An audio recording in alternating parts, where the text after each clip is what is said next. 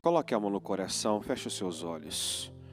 Senhor, meu Deus e meu Pai, nós entramos em oração.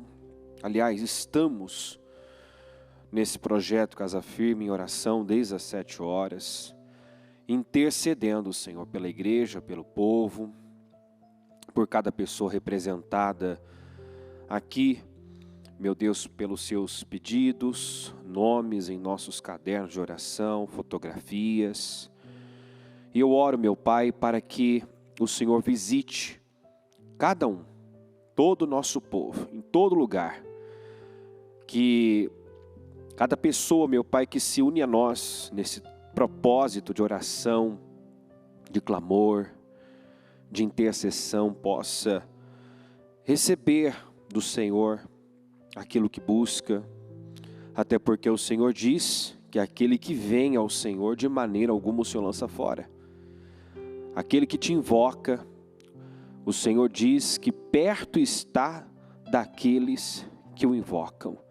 Então nós estamos invocando o Senhor, buscando, meu Deus, do Senhor graça, favor, ajuda, auxílio, socorro, porque entendemos, meu Deus, que a vitória que precisamos, a definição que precisamos, vem do Senhor. É o Senhor quem nos sara, é o Senhor quem nos livra, é das mãos do Senhor que virá a nossa vitória. Por isso nós estamos aqui. Venha ao nosso encontro, meu Pai. Se manifesta com poder aqui e aonde, meu Pai, meu Deus, esse culto estiver chegando por meio da transmissão, que todos sejam abençoados, renovados, curados, vivificados, fortalecidos. Fala aos corações, meu Pai, nesse culto da cura sentimental. Cura os corações feridos. Se porventura, meu Pai, tem gente ferida, aflita, amargurada, meu Deus, com a sua alma aflita, que o Senhor possa, meu Pai, trazer consolo, renovo, uma palavra, meu Pai, de encorajamento, que possa levantar e colocar essa pessoa de pé, porque é isso que o Senhor espera de nós, que independente do momento, das circunstâncias, permaneçamos de pé, de cabeça erguida, tanto que o Senhor diz: diga aos desanimados de coração, sejam fortes, fortaleçam as suas mãos cansadas, firma os seus joelhos vacilantes, voltem à sua fortaleza, ó prisioneiros da esperança. O Senhor espera nos encontrar, meu Pai, de cabeça erguida, de pé, de mãos levantadas, meu Deus, crendo a despeito de tudo, cheio de vida, de paz e de alegria, independentemente do momento e a despeito de tudo. Então que o Senhor possa olhar para nós, olhar para cada um que está aqui, sondar o nosso coração, porque é isso que o Senhor faz. O Senhor ouve, o Senhor escuta os nossos clamores, orações, mas sonda os nossos corações, procura fé na terra, fé nos corações, e que o Senhor possa encontrar, meu Deus, uma fé capaz de movê-lo, meu Deus, porque a fé expressada apenas de boca, de palavras, meu Pai, não é suficiente. É extremamente importante falarmos, profetizarmos, declararmos, mas também agirmos, meu Deus, à altura dessa fé, muitas vezes expressada com palavras. Que haja em nós, meu Pai, em cada um aqui, essa coerência, meu Pai, essa concordância entre as palavras e as ações, porque de nada adianta nós profetizarmos, declararmos, mas quando chega o momento de demonstrarmos por obras, por atitude, essa confiança, essa segurança no Senhor, nos intimidamos, nos desesperamos, cedemos, meu Pai, às emoções, definimos, tiramos conclusões precipitadas e definimos a nossa vida por um momento. Não, Senhor, que aqui haja um povo, meu Deus, que realmente confia, crê, descansa no Senhor, porque sabe que o Senhor age em todas as coisas para o bem daqueles que te amam. A nossa única preocupação tem que ser em agradar o Senhor. Essa tem que ser a nossa única preocupação, agradá-lo. Ajuda o teu povo, meu Deus, só ter uma coisa em mente: eu preciso agradar a Deus, porque se o Senhor se agradar de nós, meu Deus, como disse Josué e Caleb, o Senhor nos colocará na terra, o Senhor nos fará herdar e possuir tudo aquilo que tem para nós. Eu entrego esta reunião nas tuas mãos e tomo posse de um trabalho poderoso em nome do Senhor Jesus. Amém. Graças a Deus, amém. Uma boa tarde a todos novamente. Sentem-se por gentileza e vamos abrir em 2 Reis capítulo 4, começando no versículo 8. 2 Reis 4, 8.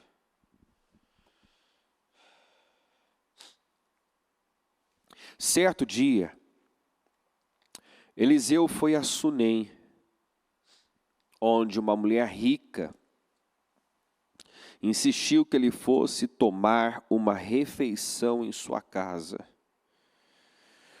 Depois disso, sempre que passava por ali, ele parava para uma refeição. Em vista disso,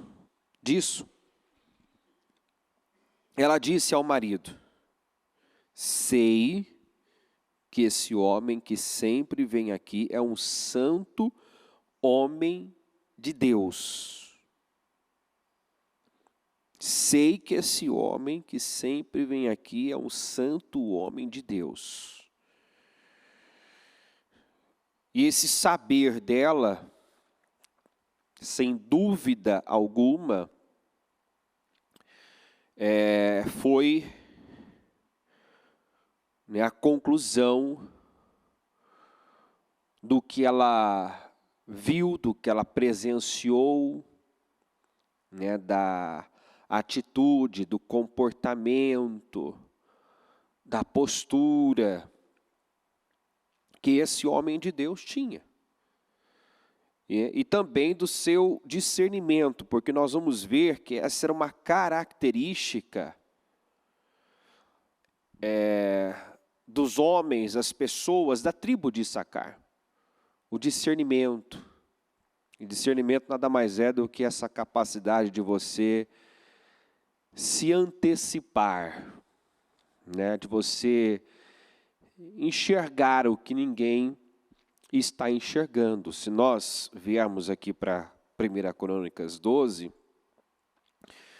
32, diz assim, da tribo de Issacar, 200 chefes que sabiam como Israel deveria agir em qualquer circunstância. Sabiam como Israel deveria agir em qualquer circunstância. Comandavam todos os seus parentes. Então Sunem fazia parte do território da tribo de Issacar, e essa era uma característica das pessoas dessa tribo: o discernimento, a ciência dos tempos, a capacidade de aproveitar os portais, as oportunidades. Esse homem passava por ali.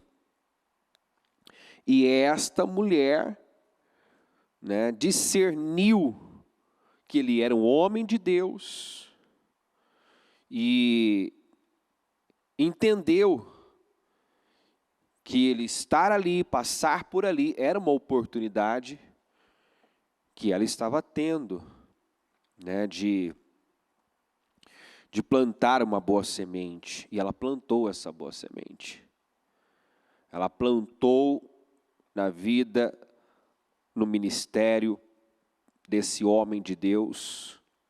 E como nós sempre falamos, você plantar no reino, investir no reino de Deus, sempre vai atrair bênção, favor, unção para a sua vida. Você nunca perde e ninguém dá mais do que Deus.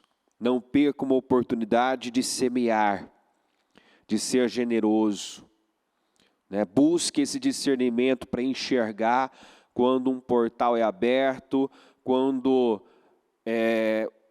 a oportunidade de ser abençoado surge ao abençoar, né? Tem gente que precisa entender isso, que muitas vezes a bênção que tanto sonha está vinculado à atitude de abençoar.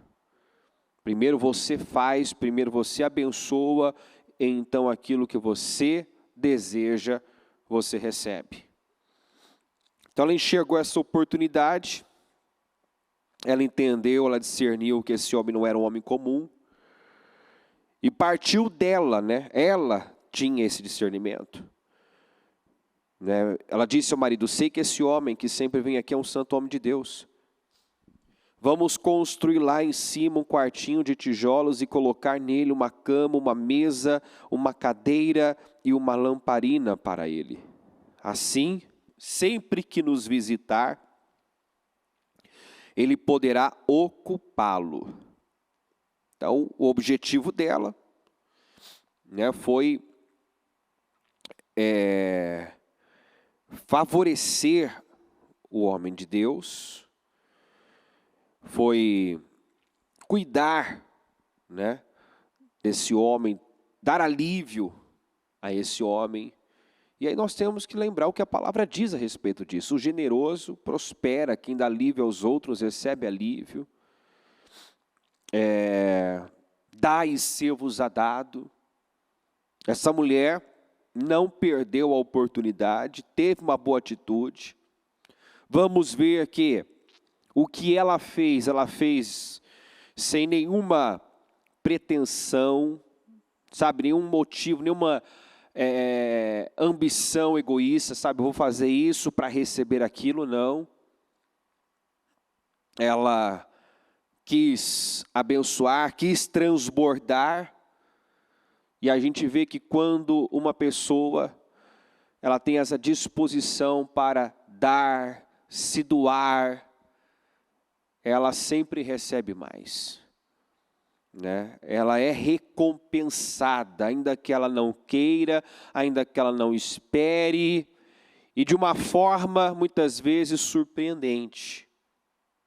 Um dia, quando Eliseu chegou, subiu ao seu quarto e deitou-se. Ele mandou o servo Geazi chamar a sunamita. Ele a chamou e quando ela veio, Eliseu mandou Geazi dizer-lhe: você teve todo esse trabalho por nossa causa. Não passou despercebido. Como eu disse, Eliseu representa aqui o próprio Deus. E Deus quer que nós entendamos isso. Como diz lá em Hebreus, Deus não é injusto para se esquecer do nosso trabalho. Ele não é injusto para se esquecer do nosso trabalho. Mas muitas vezes a pessoa não vive a recompensa, o resultado do seu esforço, ou porque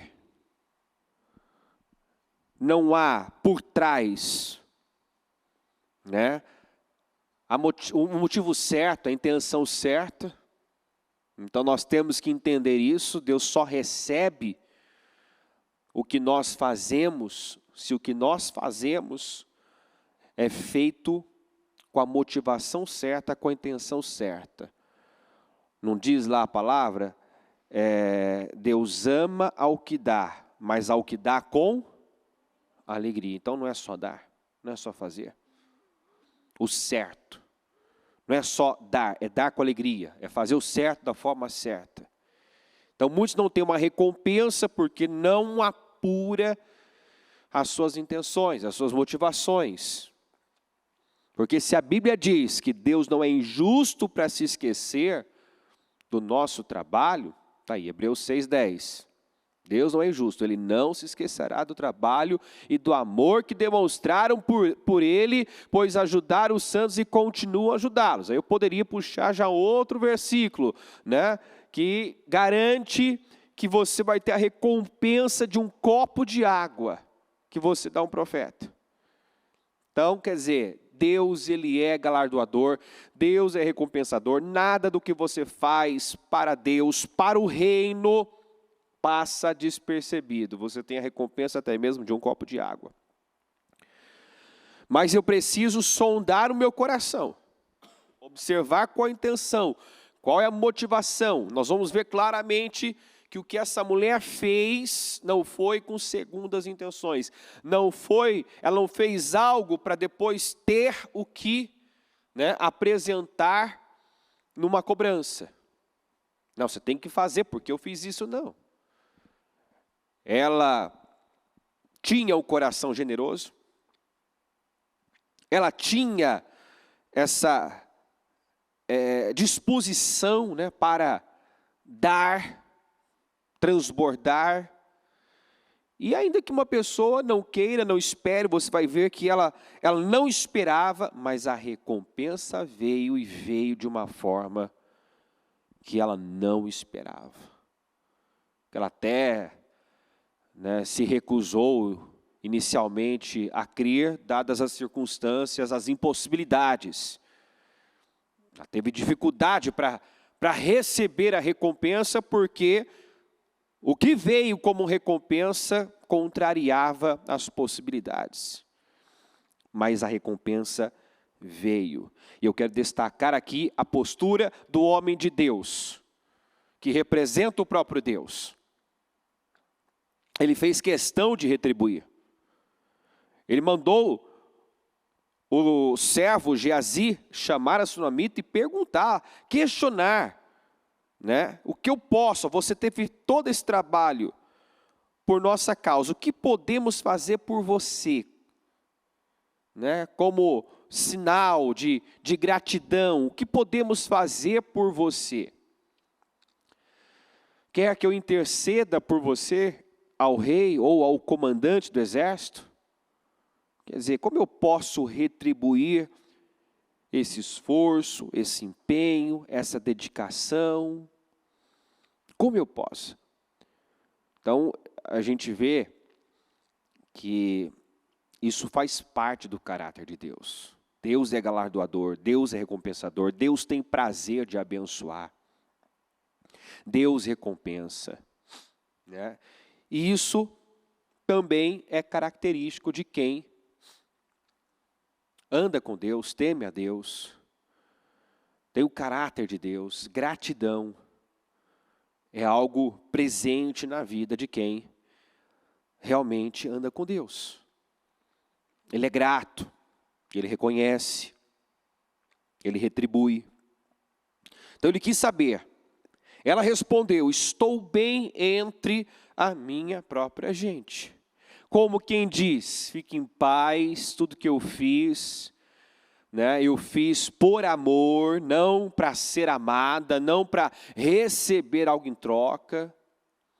O que eu fiz foi sem pretensão alguma, eu estou bem, não preciso de nada, está tudo certo. Não se sinta na obrigação de fazer alguma coisa. Eu estou bem. E esse é um ponto também importante a ser destacado, né, porque ela não tinha filhos. E foi justamente nessa área que a recompensa veio. Tinha algo que ela não tinha, filhos. E a gente sabe que para uma mulher não gerar, não ter filhos, é só lembrar do caso da Ana, né, que perdeu anos da vida, amargurada, se sentindo menos, porque o grande valor, se isso pesa hoje, na vida de uma mulher que tem esse desejo, sonha com isso, em ser mãe, em gerar filhos, muito mais naquela época que era o grande valor das mulheres. Então, apesar da Ana, por exemplo, ter um bom marido, um marido que a amava, que a respeitava, que a valorizava, ela se sentia humilhada. Tanto que o Senhor, na oração ela fala, Senhor, remova essa vergonha de mim. Se o Senhor se lembrar da tua serva e remover essa vergonha, era motivo de vergonha, a esterilidade. Né? Então, apesar dessa mulher não ter tido filho, observe que essa mulher, ela vivia acima, além das suas circunstâncias. Ela não era movida pelas suas circunstâncias. Né? A Bíblia fala aqui no início que era uma mulher rica, você vai ver traduções dizendo que ela era uma mulher influente, muito importante. Então, nós notamos que as circunstâncias dela não determinaram o valor dela. E nós temos que aprender sobre isso. Tem gente que só se sente importante dependendo do que ele tem. Ou seja, seus valores são baixos. Se não tiver algo, é igual a pessoa que enquanto tem um problema não tem paz. E botou na cabeça que só vai ter paz, só vai ser feliz quando determinada situação for resolvida. É um engano. Hoje é uma situação que compromete a paz, é uma situação que a desequilibra, é uma situação que a deixa ansiosa. Amanhã, se isso é resolvido, outra situação vai causar, o mesmo, vai causar o mesmo desequilíbrio, a mesma ansiedade. Por quê? Porque não é um problema externo, não é o externo que está afetando o interno. Esse é o equívoco que muita gente comete. Eu estou assim por conta do problema tal, eu estou aflito, eu estou nervoso, eu estou ansioso, eu estou preocupado porque tal coisa. Não! Todo esse desequilíbrio emocional, amargura, tristeza, medo, não tem a ver com o que está acontecendo aqui fora, mas tem a ver com a falta de um relacionamento com Deus, comunhão com Deus, a falta de unção, a falta da presença de Deus. Nós ouvimos no domingo, quanto mais unção, quanto maior a unção, maior a capacidade de resolver problemas. Nós vemos Elias cheio do Espírito, enfrentando sozinho, peitando sozinho 850 profetas do diabo, desafiando Acabe, confrontando Acabe, rei de Israel. Mas quando espiritualmente ele estava aquém, ele estava em baixa, uma coisa mínima o afetou.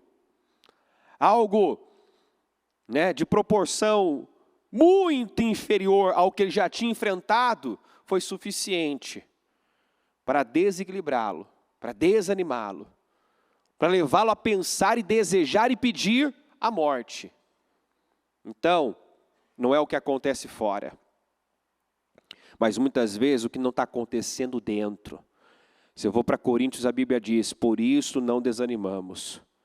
Embora exteriormente estejamos a desgastar-nos, interiormente estamos sendo renovados dia após dia. Então, qual era o segredo dos discípulos, do apóstolo Paulo, para ser aquela pessoa imparável?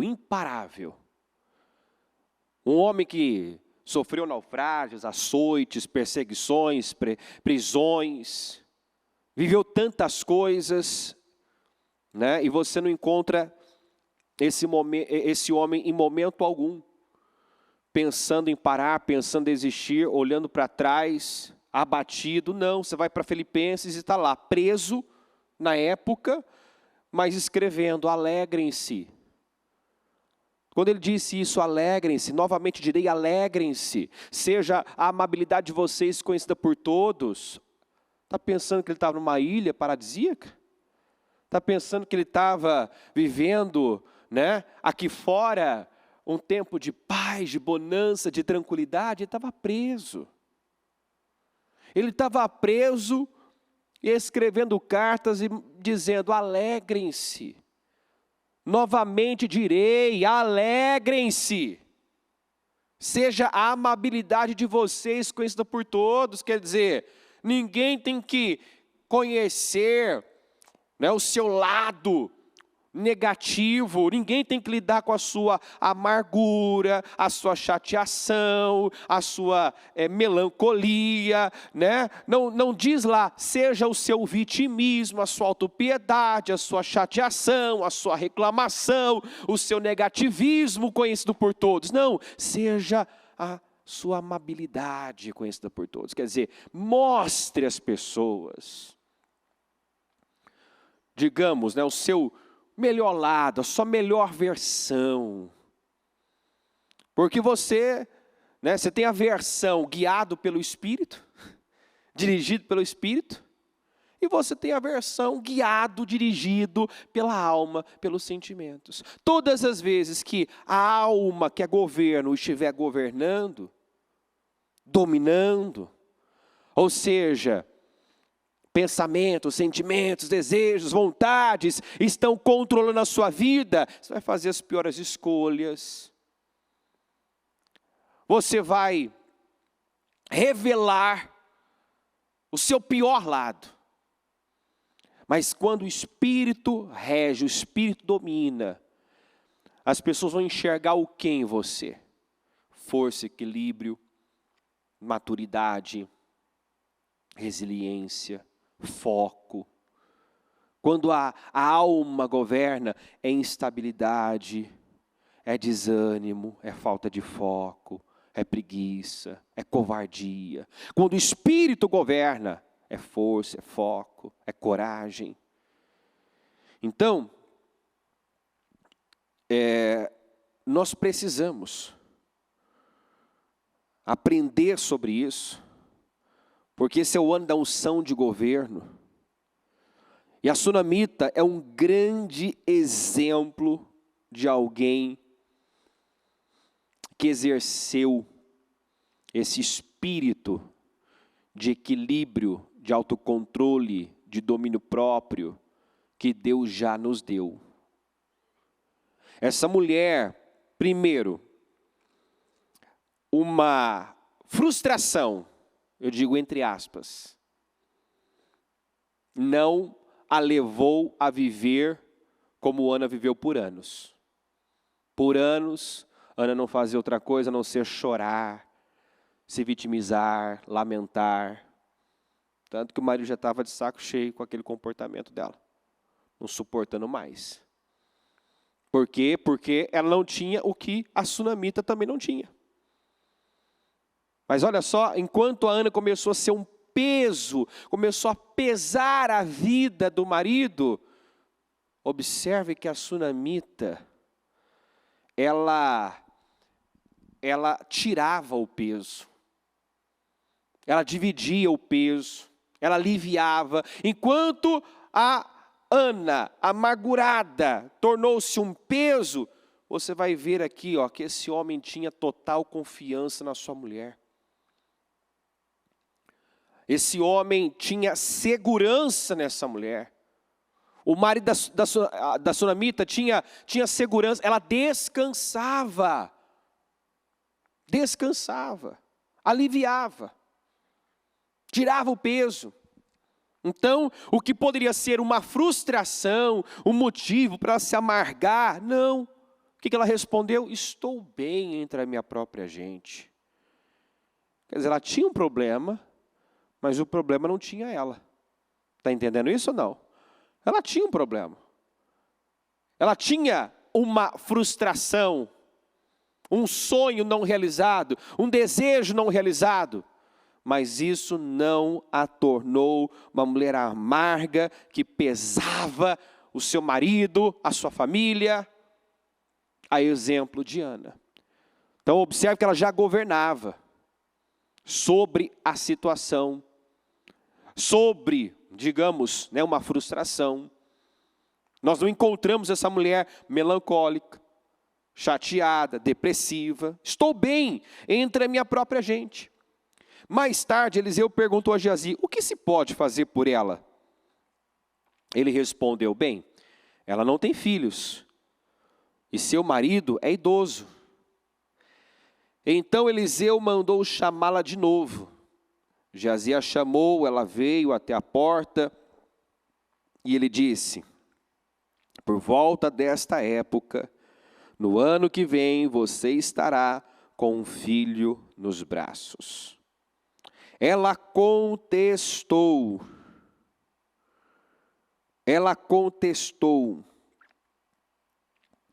não, meu senhor, não iludas a tua serva, ó homem de Deus. É como se ela dissesse: não brinca comigo, não desperta novamente esse desejo, esse sonho adormecido, porque, sabe, é como se ela dissesse: não foi fácil superar, não foi fácil superar, dominar essa frustração, não se render, né, ao sentimento de frustração. E agora o Senhor vem e libera essa palavra e desperta novamente isso. Eu não posso nem sonhar com isso e não ver isso acontecer. Então não me iludas. Eu não quero, né, lidar com isso, eu não quero sofrer uma desilusão, uma depressão, uma frustração. Entende o que eu quero dizer? Não foi fácil lidar com isso. Um sonho não realizado. Mas observe que ela lidou, ela governou sobre aquilo não afetava a vida dela seguiu, ela se relacionava com o marido, você vê que ela era uma mulher importante naquela sociedade, não era uma mulher apagada naquela sociedade. Então a vida seguiu, apesar desse sonho não realizado. Então por isso essa expressão: não me iludas, né? Não me diga isso, não me iludas, ó homem de Deus.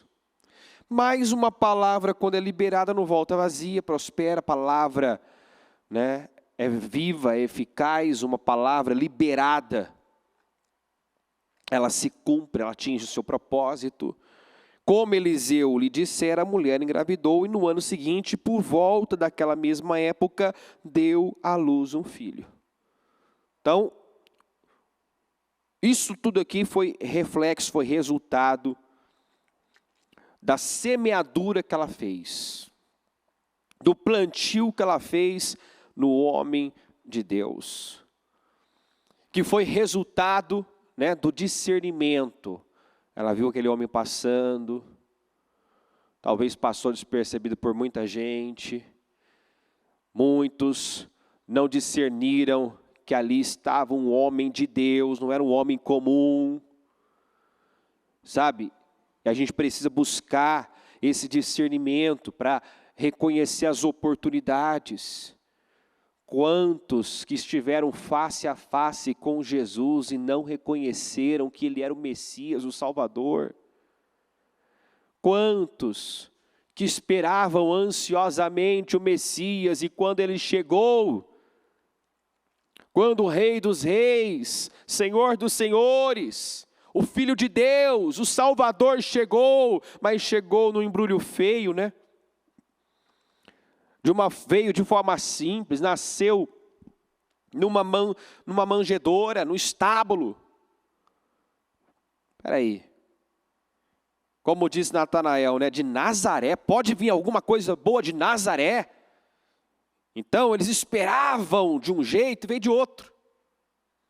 E não viram, não reconheceram que era o Messias, que era o Salvador. Quantos que perderam a oportunidade de viver em glória, de viver em honra, de viver em vitórias, porque tinha uma imagem, não, ele vai vir assim e tal, e não veio da forma como eles esperavam, e rejeitaram.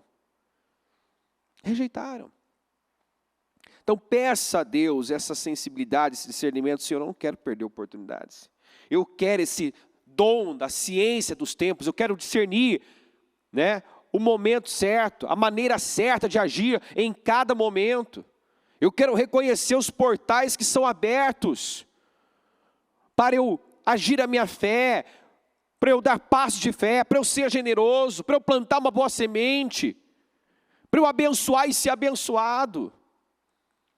Quantos que viram aquele homem, mas não viram o que ele era, um homem de Deus? Quantos que talvez também foram impulsionados a fazer algo pelo homem de Deus, mas aí pesaram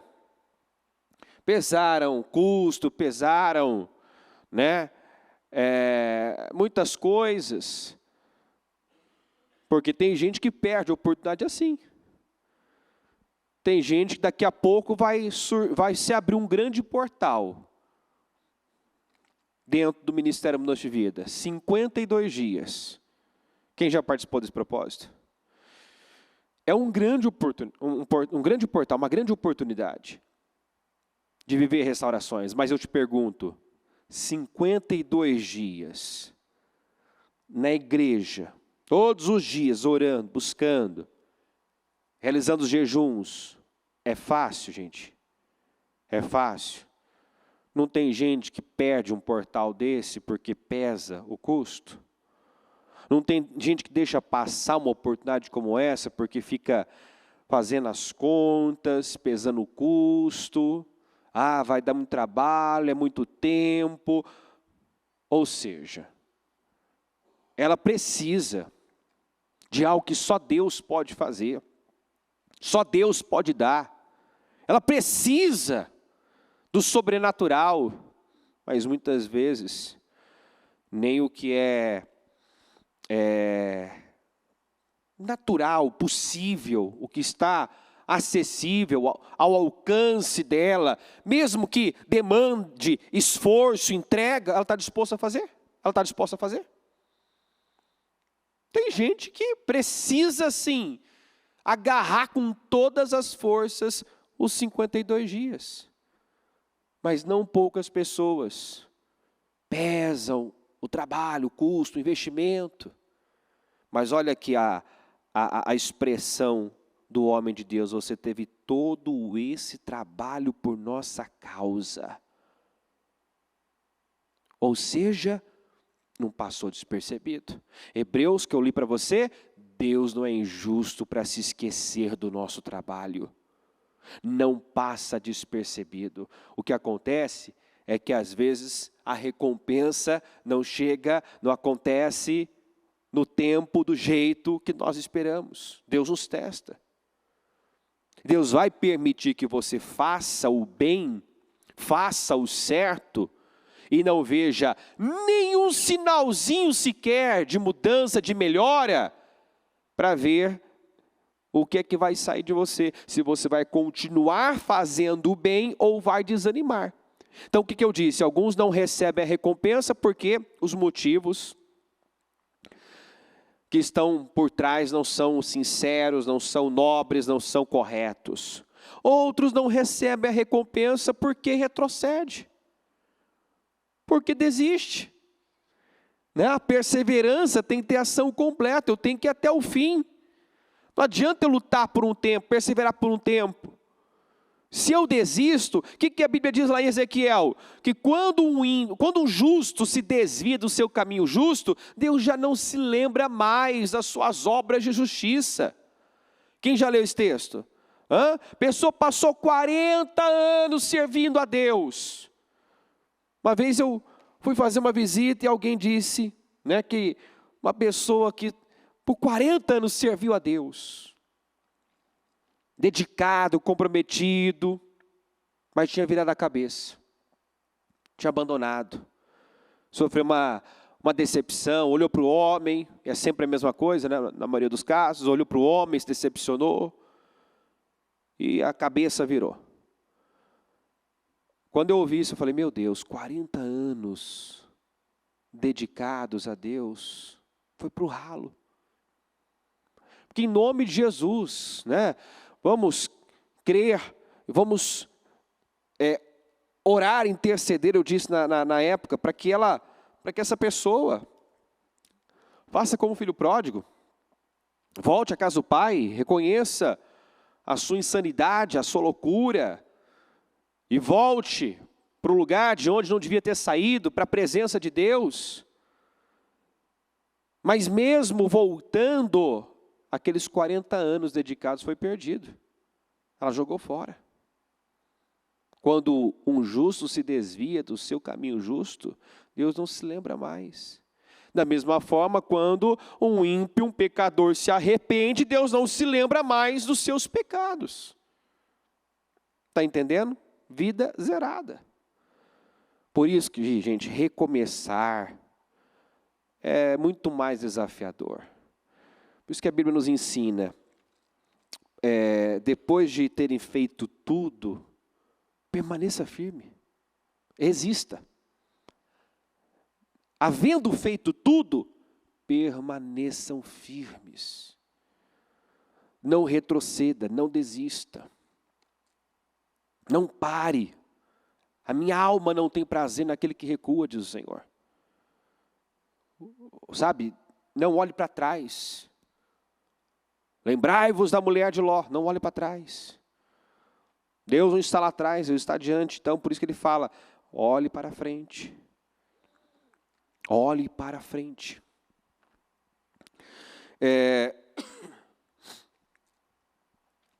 Deus recompensou essa mulher de uma forma que ela não esperava, foi surpreendida. E aí veio um outro teste. No 18, o menino cresceu e certo dia foi encontrar-se com seu pai, que estava com os ceifeiros. De repente, do nada, sem explicação, ele começou a chamar o pai gritando, ai minha cabeça, ai minha cabeça. Onde eu digo que esse homem tinha segurança, confiança na sua mulher. O pai disse ao servo, leve-o para a mãe dele. Ao mesmo tempo, que ele tinha segurança, também vemos que ele não tinha estrutura para lidar com situações mais pesadas. Leva para a mãe. A mãe sabe o que faz, leva para a mãe. O servo pegou, o levou à mãe. O menino ficou no colo dela até o meio-dia e morreu. Gente, entra na história. Um filho que você não esperava ter. Um sonho que já estava adormecido. Você já não alimentava mais aquilo. De repente você recebe uma palavra, você vai viver isso. Esse filho nasce. Esse menino cresce. Essa mãe vê esse menino crescer. Ela amamentou, cuidou desse menino. Ouviu crescer, se desenvolver. Um menino, ao que tudo indica, um menino saudável. Que não havia apresentado antes, nenhum sintoma de enfermidade, porque foi de repente. E é onde eu falo do discernimento dela também, mais uma vez. Por que ela não aceitou a morte desse garoto? Porque ela discerniu que isso era um teste, um ataque espiritual, não fazia sentido. Não fazia sentido. Peraí, eu não esperava, foi Deus quem me deu, foi Deus quem colocou nas minhas mãos. Deus dá e Deus tira. Deus me deu para agora, eu ainda disse, não me iludas, quer dizer, eu não estou esperando mais isso. O Senhor me deu para agora causar em mim essa dor e sofrimento. Ela entendeu que aquilo era um ataque, que aquilo era um teste, e ela deu uma resposta que poucos dariam. Ela reagiu de uma forma que pouquíssimas pessoas reagiriam. Nós não estamos falando da perda de um emprego, de uma promoção, como eu já vi gente que entrou em depressão porque tudo indicava que aquele cargo superior seria dele, e aí ele viveu aquela desilusão, né, de outra pessoa ocupar o lugar, e aí é como se ela parasse de sonhar. Eu lembro que eu fui visitar uma família uma vez, e a mulher, a filha, não sabia mais o que fazer, porque o marido, né, o homem da casa ali tinha vivido essa desilusão. Já tinha sido dito que ele seria, né, a pessoa que assumiria tal posição, tal cargo, e outro que entrou depois assumiu, e ele se sentiu traído, injustiçado, né, e a família dizia, ele era um homem ambicioso, tinha sonhos, tinha projetos. Agora, pensa no homem que não se importa mais com nada, se tornou indiferente a tudo. Tudo por quê? Uma desilusão.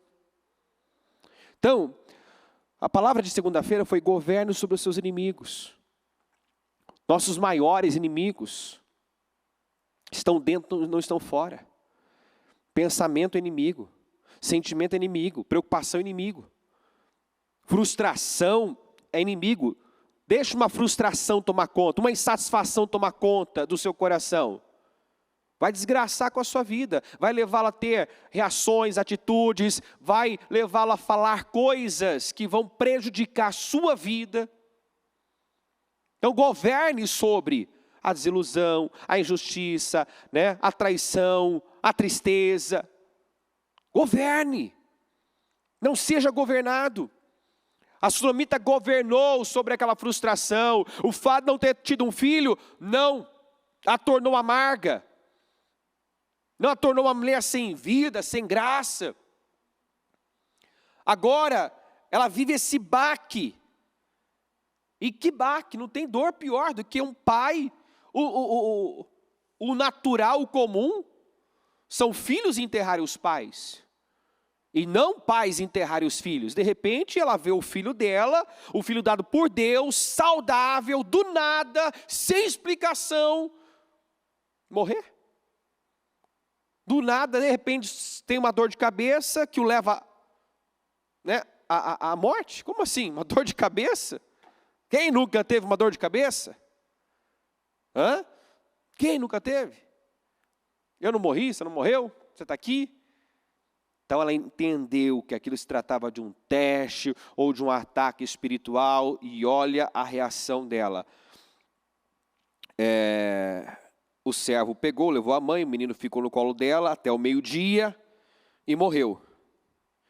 E aí, né, eu faço uso aqui da licença poética, sendo essa mulher uma mulher de fé, né, uma mulher que, como nós vamos ver, o tempo todo liberou palavras positivas, fez confissão de fé. Eu tenho comigo que com aquele menino no colo, ela estava ali em oração.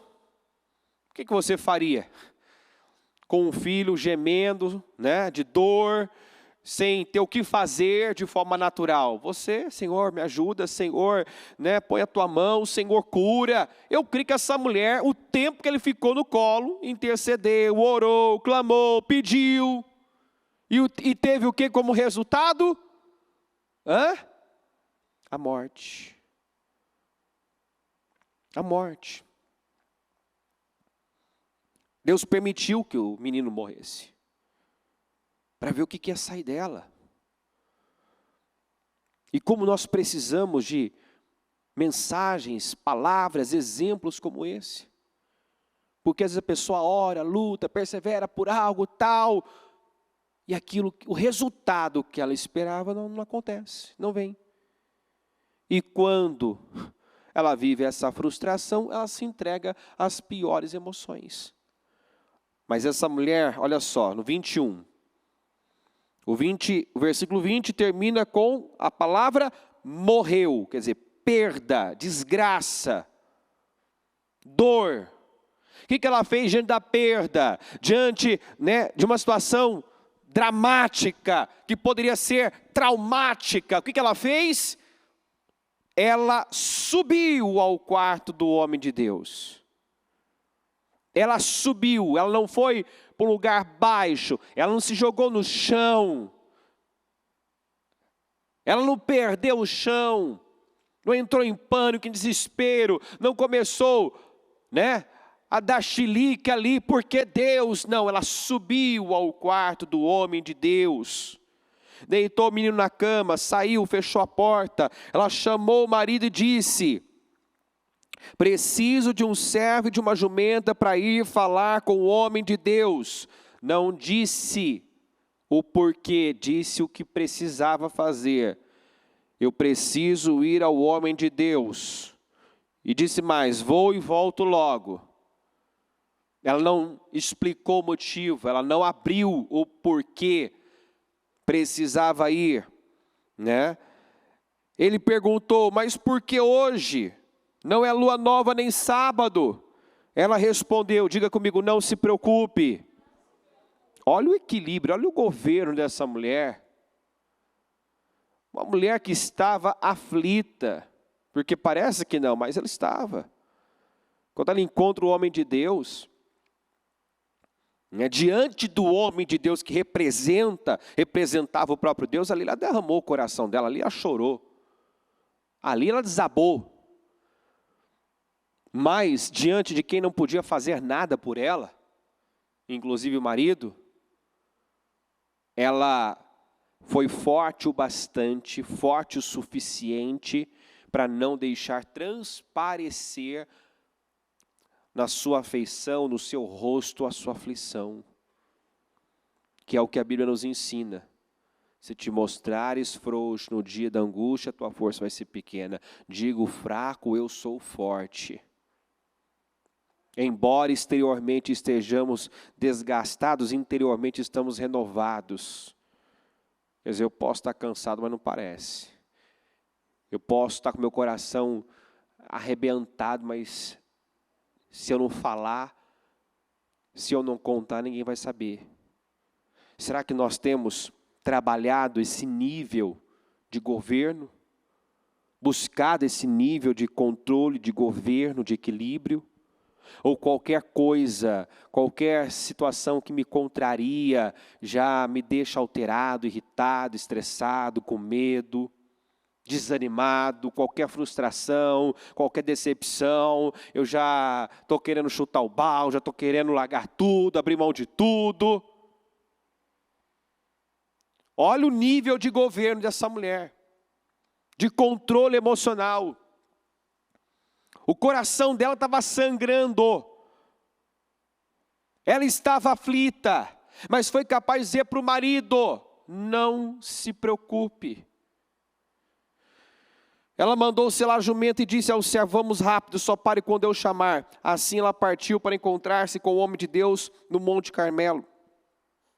Quando ele a viu à distância, disse ao servo Geazi: olhe, é a sunamita.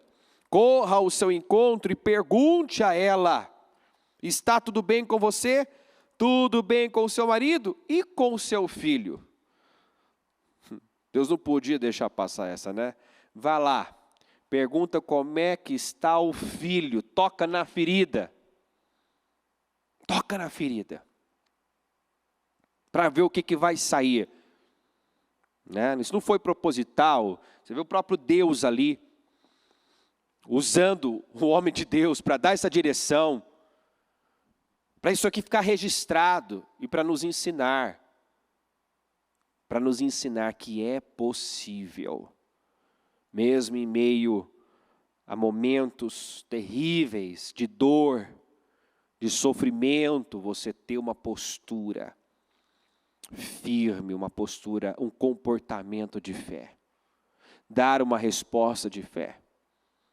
Vai bem com você? Vai bem com o teu marido? E com seu filho? Vamos repetir? Ela respondeu a Geazi: diga, está tudo bem. Mais uma vez, está tudo bem. E ela não falou isso da boca para fora. Ela acreditava nisso. Ela creu o tempo todo. Ela creu que iria ficar tudo bem. Ela não falou em nenhum momento o que ela estava vendo, mas ela falou o que ela cria. Davi disse isso, criei, por isso falei. Mais tarde você vê Paulo fazendo das palavras de Davi as suas palavras, com esse mesmo espírito de fé. Nós também cremos, por isso declaramos. Nós temos que aprender a falar, não o que estamos vendo, não o que estamos vivendo, mas o que queremos ver e viver. Trazer à existência o que não existe. Trazer à vida, à existência, à realidade, aquilo que ainda não é palpável, concreto. Então, como ela declarou, aconteceu, terminou. Ela disse, está tudo bem, ficou tudo bem. Porque, ainda eu falava ontem, né, a nossa vida, ela é construída através das palavras que nós falamos. Construímos nossa vida através de palavras. Nosso destino depende de como usamos a nossa boca. Diga isso comigo, meu destino depende de como eu uso a minha boca. E nós poderíamos ficar aqui horas falando sobre o poder da língua, o cuidado que nós temos que ter com a boca. Você come do fruto dos seus lábios. Palavras têm poder. Né? Tem gente que não leva isso a sério. Acha que o seu estado emocional, né, vai justificar uma má atitude, uma confissão de derrota. Sabe, a pessoa acha que Deus vai entender, o diabo vai relevar. Ele só disse que o salário dele é um salário de miséria, não dá para nada, porque estava insatisfeito. Ele vai se apropriar disso. Ele só falou, né, que o menino só dá trabalho porque estava cansado, estressado do dia. Você liberou uma palavra. Você liberou uma sentença, só dá trabalho, é burro. E quantas coisas mais? Quantas coisas que a pessoa no momento ali de sentimentos miseráveis, amaldiçoa o casamento, amaldiçoa a família, amaldiçoa o negócio, amaldiçoa o seu trabalho. Quando algo dá errado, isso aqui não presta mesmo, isso aqui não vai para frente, amaldiçoa. A gente vê pessoas que às vezes colocou uma força, né, descomunal para chegar onde chegou, e porque vive ali uma frustração, age como quem quer colocar tudo a perder. Age de forma negligente espiritualmente. Libera palavras negativas, se auto-amaldiçoa. Parece que não conhece a Bíblia, não conhece a história, não crê na verdade. Conhece. Só não crê. Por que que Israel, diante da terra, o portal estava aberto e não puderam entrar? Por quê?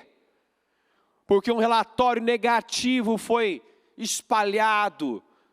E aí abraçaram aquele relatório e começaram a falar mal, a murmurar, a reclamar, a falar de morte.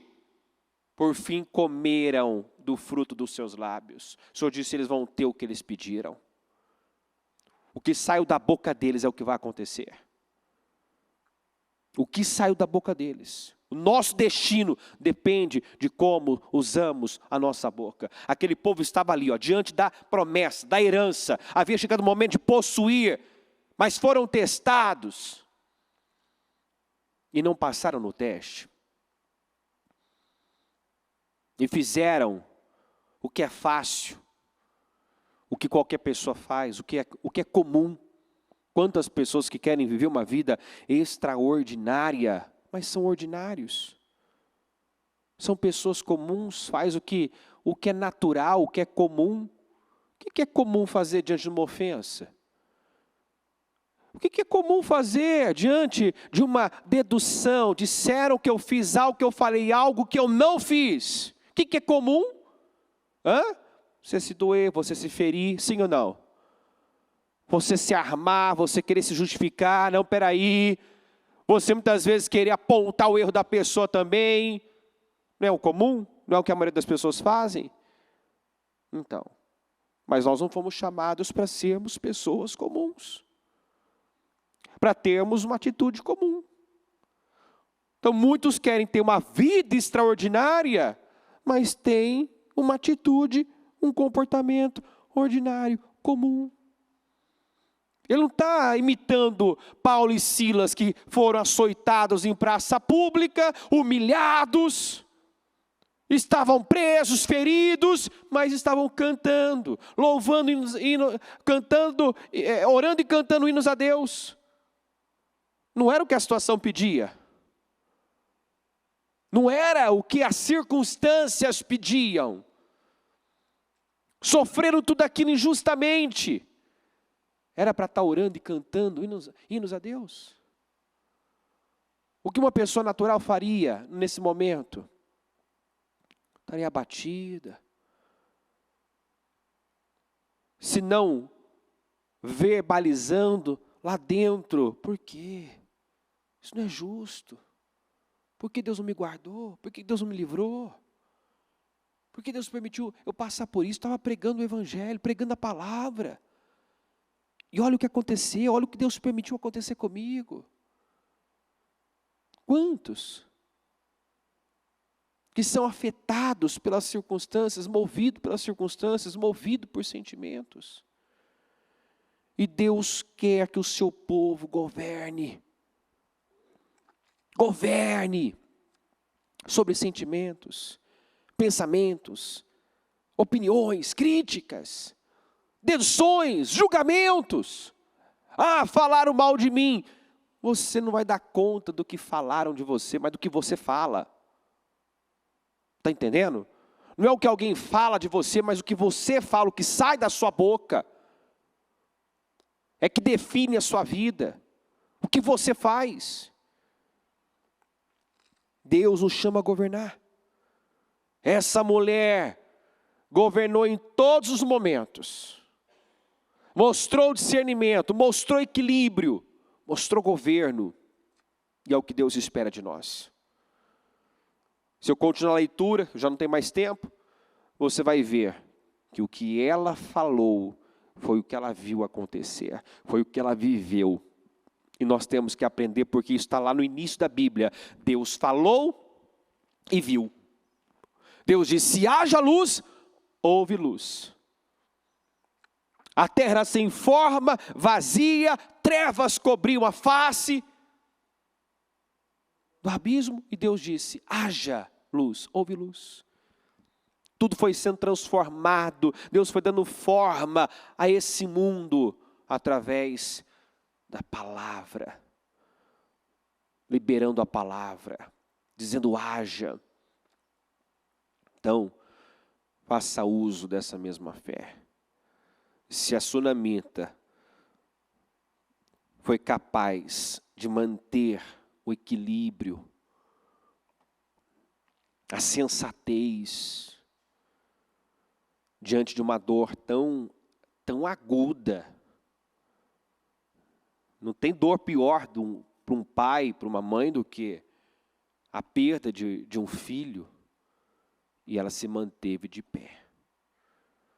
Ela não foi afetada pelas circunstâncias. Ela continuou de pé, governando. E é o que Deus espera do seu povo. Amém? Fique em pé, por gentileza. Eu não sei o que você está vivendo, enfrentando, mas eu creio que essa palavra te deu com muita clareza o entendimento de como você deve enfrentar, passar por cada situação. O que Deus espera que saia de você. Eu disse ainda na oração inicial, de nada vale eu expressar uma fé com palavras e não demonstrá-la com atitudes. A sunamita não só disse está tudo bem, ela agiu como se estivesse tudo bem. O Senhor sempre vai exigir esse comportamento de fé, porque fé é isso, fé é você agir como se já estivesse em posse da sua vitória. Você age agora como se já estivesse em posse daquilo que você deseja e almeja. Então, qual seria a sua atitude se o que você tanto sonha, deseja, fosse confiado hoje? Fosse confiado agora nas suas mãos? Qual seria a sua reação, sua atitude? Talvez a tristeza está aí e daria lugar rapidamente à alegria. Por que não dá lugar à alegria agora? Por que sorrir somente do lado de lá do mar, depois que tudo já foi resolvido? Por que não fazer como Josafá, que foi para a batalha cantando e já agradecendo a Deus? Porque tinha certeza que Deus iria pelejar por ele. Haja como se você já estivesse em posse da sua vitória, do que você deseja. Nós ouvimos recentemente aquele texto de Isaías, né?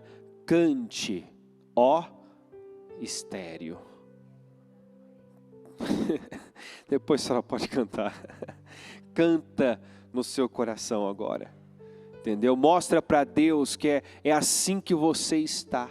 Apesar, a despeito das circunstâncias, que você está de cabeça erguida, que você não está prostrado, não está caído, que você está com a sua cabeça erguida e com o seu foco no futuro, né? Porque o Senhor nos ensina isso, a olhar para aquilo que nos dá esperança, não olhar para as circunstâncias, não olhar para o momento, não olhar para si mesmo, não olhar para as limitações.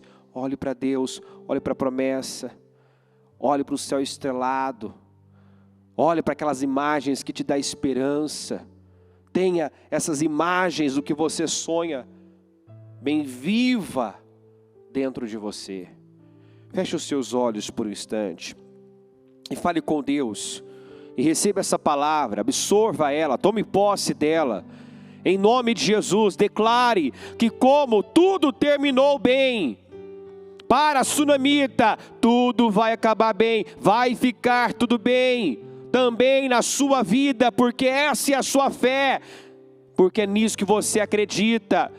E decida que você vai dar prova dessa fé através das suas atitudes, do seu comportamento. Você não vai se angustiar, se amargurar, se revoltar. Você não vai ceder ao desânimo, você não vai ceder à desilusão. Você vai continuar como Davi, crendo a despeito de tudo, crendo que você vai ver a bondade do Senhor nesta terra, nesta vida, em nome de Jesus. Eu oro ao Senhor, meu Deus, para que o espírito da fé tome os corações agora. Eu não sei o que ela vive, o que ela enfrenta, meu Pai, mas eu sei que nós já lutamos com a vitória garantida. Nós já lutamos com a certeza da vitória. O Senhor diz que em todas as coisas nós seríamos mais do que vencedores, que nós tudo podemos naquele que nos fortalece, que tudo é possível ao que crê.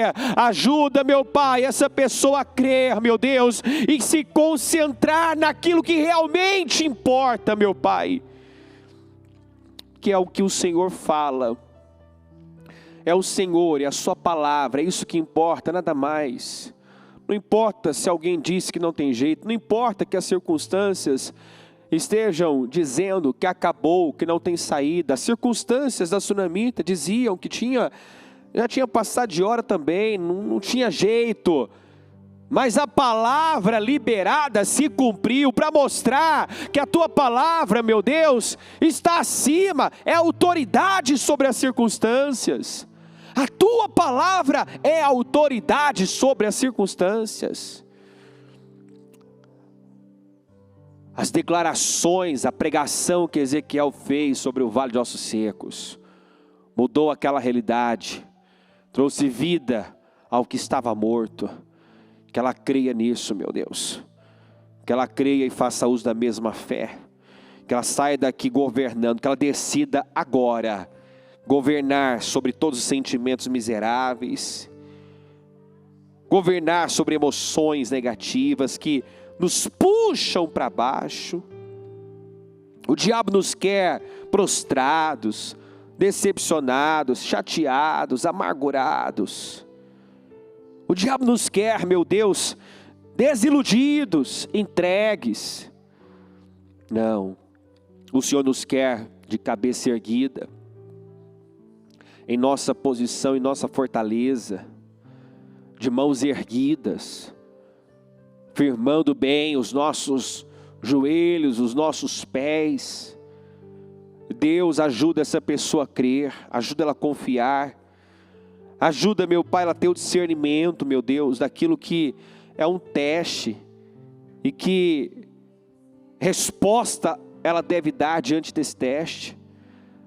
Ajuda, meu Pai, ela a reconhecer as oportunidades, os portais que se abrem para plantar a boa semente, plantar no reino, como a Sunamita plantou, meu Deus, plantar boas sementes no reino, na vida de pessoas, porque tudo que nós fazemos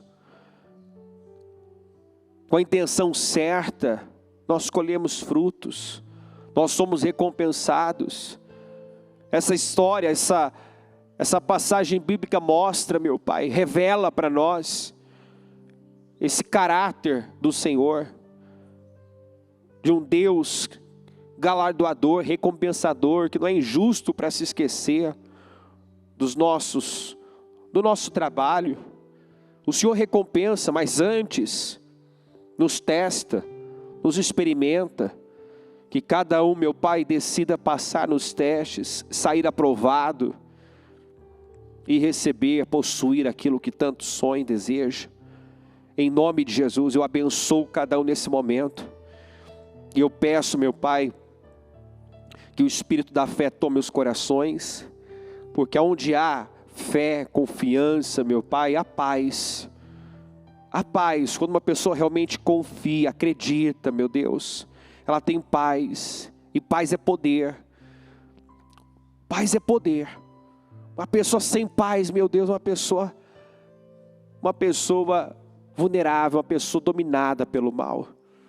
Que ela receba a paz, que ela entre no descanso do Senhor, que ela não se canse de fazer o bem, Senhor, que ela não se canse, porque vai parecer muitas vezes que não estamos fazendo progresso, chegando a lugar nenhum, mas o Senhor diz que no tempo certo colheremos, se não desfalecermos, se não desanimarmos. Então sustenta, que a perseverança dela tenha ação completa. Abençoa o teu povo, Senhor, e eu declaro vidas curadas, corações curados.